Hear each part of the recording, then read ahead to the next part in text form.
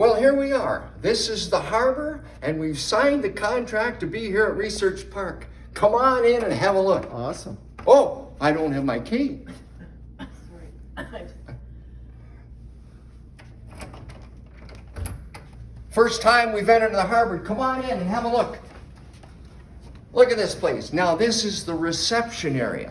Warm, inviting, welcoming. We don't want to have just like a stereotyped clinic setting. We want it to be welcoming. And particularly, we want to make sure it's the real harbor.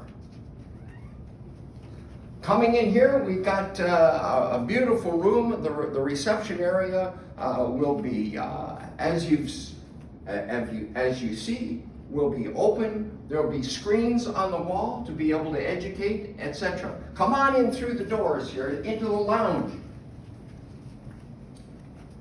This is going to be the lounge area where you can sit, relax, maybe have a tea or whatever you might like to have, but to take a breath or two. Calm down before you begin to do anything. Kind of reflect on what your homework has been, how the week has been, and what you're hopefully expecting during your visit. And we have 5 rooms for therapists. And it's amazing. The first one, of course, has to deal with, well, maybe it has to deal with food. It may have to do with recreational kinds of things. It may have to do with art. It may have to do with music theme, but most of it's going to be a relaxing thing.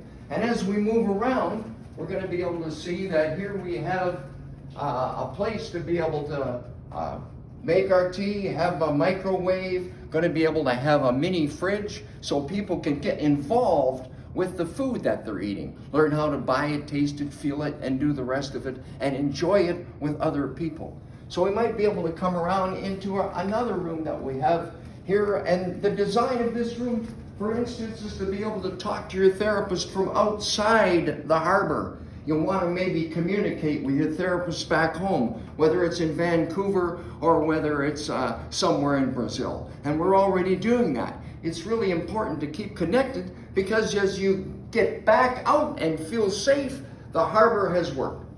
So we're moving on, and we have another space in here, and we're looking at more of a therapy space. A therapy space where we might do, a psychologist, for instance, might be doing CBT kinds of programming, ITP programming. We might be looking at a whole bunch of things like DBT, interpersonal therapy, might be looking at family therapy and the rest, and also be able to have a screen to connect to other members that you want to connect with.